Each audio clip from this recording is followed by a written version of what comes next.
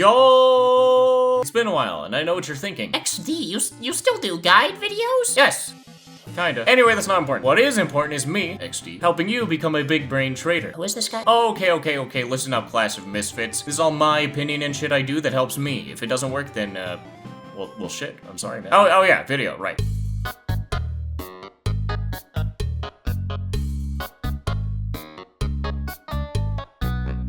Pay attention to the price suggestions. This literally tells you which effects and items are selling for more or less and will help you decide what you are trying to look for.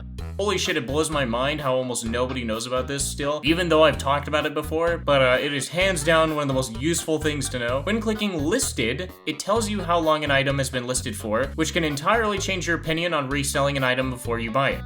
Backpack Premium is a paid service on Backpack which can show you who owns or previously owned a listed or non-listed item. I mean, there's a bunch of shit that it can do, but obviously that is pretty much the only thing that people actually give a shit about. By the way, no, this is not me repping Backpack for them. It's your money, do what you want. I don't really give a fuck.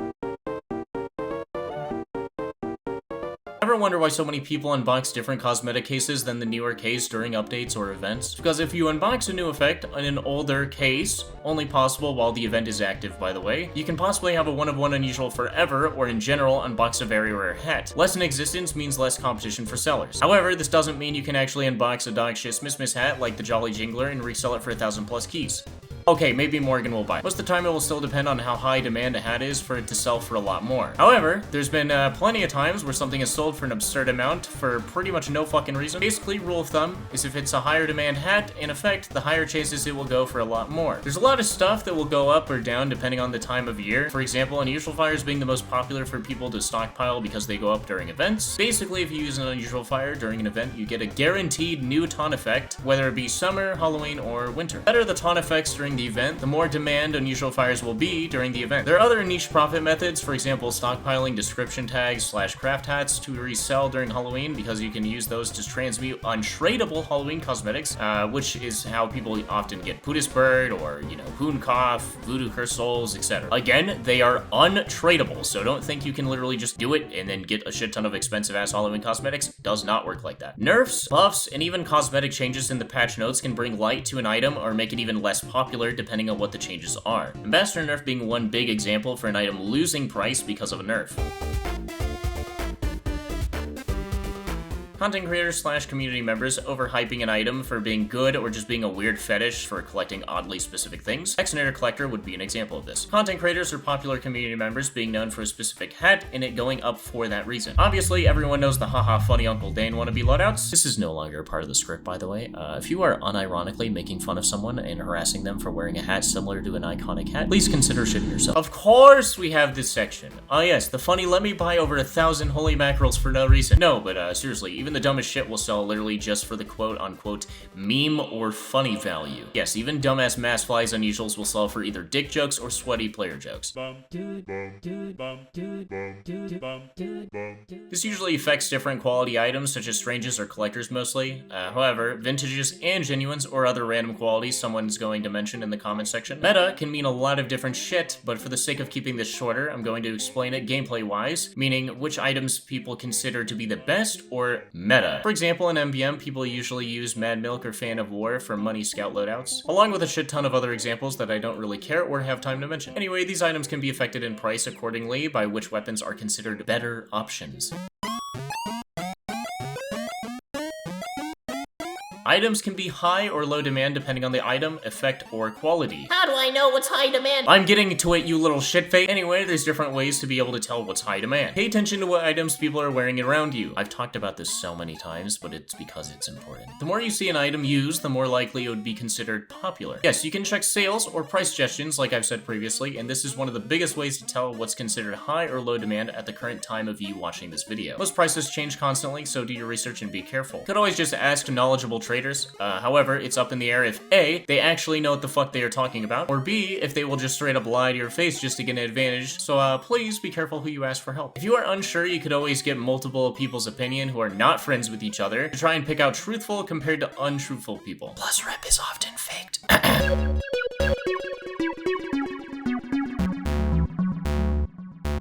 Like I said previously, rarity usually and will affect items. For example, some strangers are more expensive due to rarity, like the Kritzkrieg or Gunslinger. This also applies to effects. Ever wonder why the fuck that $3,000 anus effect is expensive? It's rare and high demand. You now have your answer. You're welcome, I guess. Bots are deadass the easiest shit to get around, and it's not even funny. Okay, it's a little fun. If you think a bot will undercut you, simply put your listing a key above the bot and say you will discount for full pure. This will make people usually go to you instead of the bot. You can also get the bot to keep undercutting you and then get a buddy of yours or yourself to buy that item to control that specific market a little more. This does not mean you will actually sell either item, by the way. Oh my god, trading bots are ruining the market. Holy shit, please stop bitching about trading bots ruining the market because they are most likely here to stay. In fact, if I see you say support human traders, I may pay 30 keys more just to not trade with you. Be smarter, do better, thank you.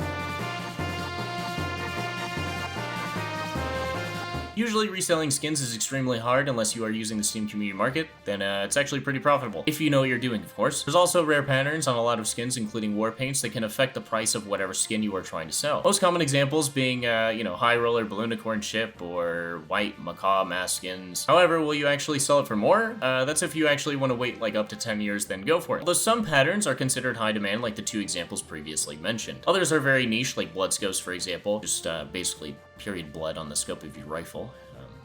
Cool, I guess. Buying trading cards? Okay, no, but seriously, the big reason people buy trading cards is because usually people don't know the real value of them, or they do, but just don't care because it's basically counting pennies depending on what cards you have. But to be honest, it's basically a sharking method, except people don't care because it's such a small amount. You usually buy trading cards for when reclaimed, then resell it on Steam Community Market for real money.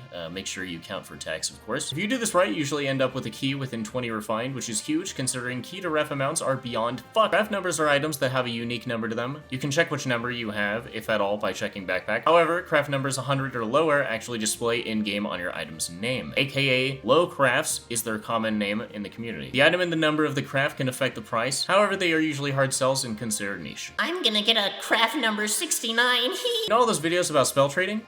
Yeah?